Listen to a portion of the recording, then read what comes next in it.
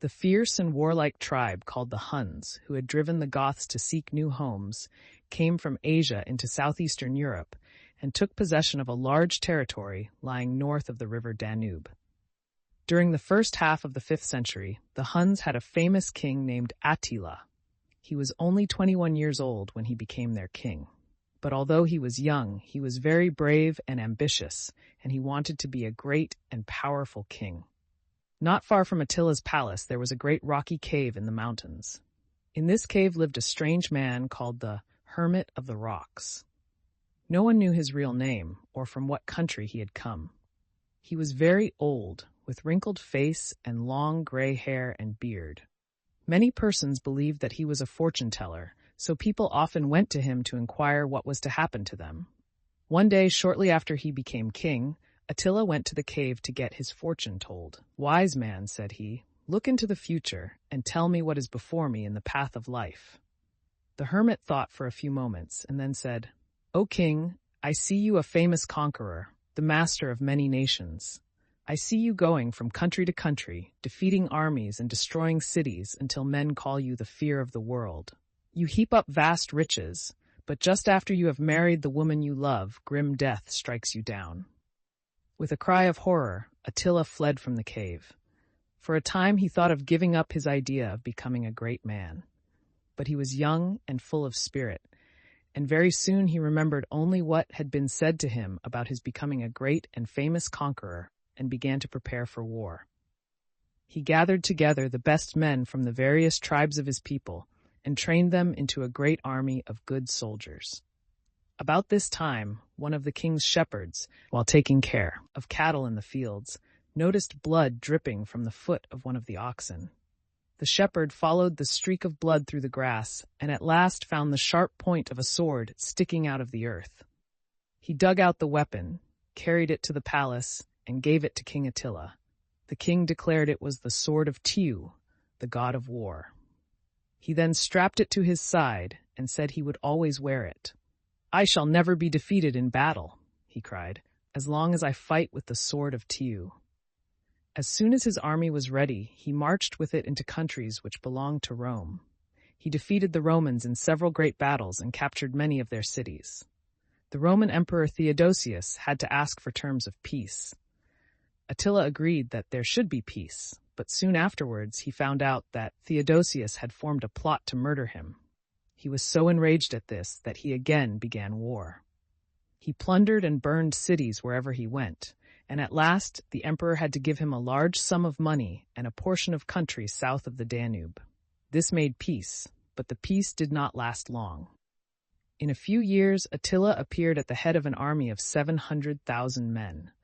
With this great force, he marched across Germany and into Gaul. He rode on a beautiful black horse and carried at his side the sword of Tiu. He attacked and destroyed towns and killed the inhabitants without mercy.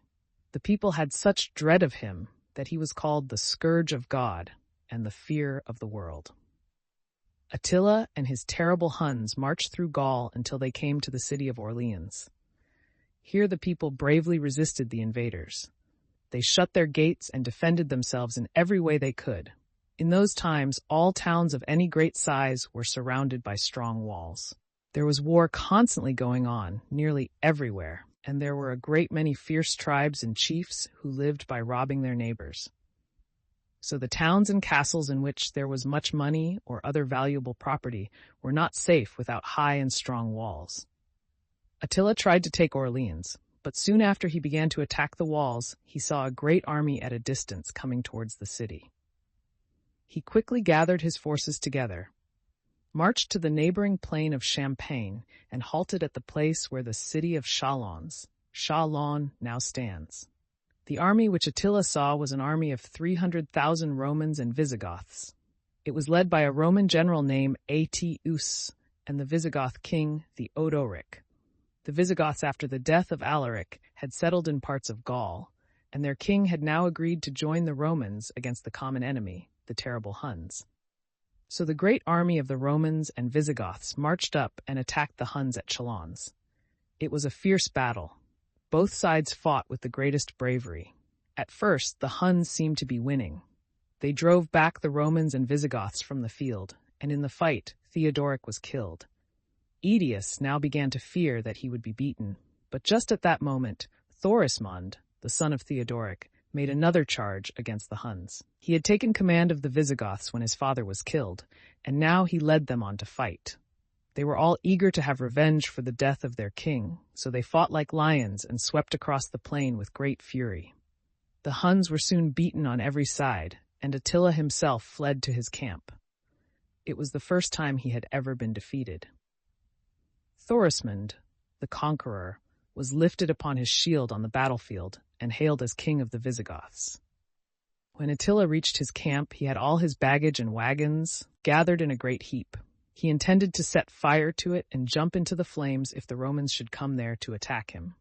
"Here I will perish in the flames," he cried, "rather than surrender to my enemies." But the Romans did not come to attack him, and in a few days he marched back to his own country. Very soon, however, he was again on the warpath. This time he invaded Italy. He attacked and plundered the town of Aquileia, and the terrified inhabitants fled for their lives to the hills and mountains. Some of them took refuge in the islands and marshes of the Adriatic Sea. Here they founded Venice.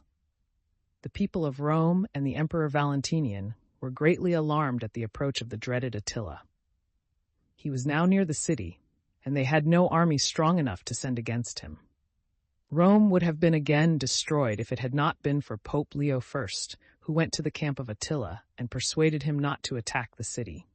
It is said that the barbarian king was awed by the majestic aspect and priestly robes of Leo. It is also told that the apostles Peter and Paul appeared to Attila in his camp and threatened him with death if he should attack Rome. He did not go away, however, without getting a large sum of money as ransom. Shortly after leaving Italy, Attila suddenly died. Only the day before his death, he had married a beautiful woman whom he loved very much. The Huns mourned their king in a barbarous way. They shaved their heads and cut themselves on their faces with knives, so that their blood, instead of their tears, flowed for the loss of their great leader. They enclosed his body in 3 coffins, one of gold, one of silver, and one of iron, and they buried him at night in a secret spot in the mountains.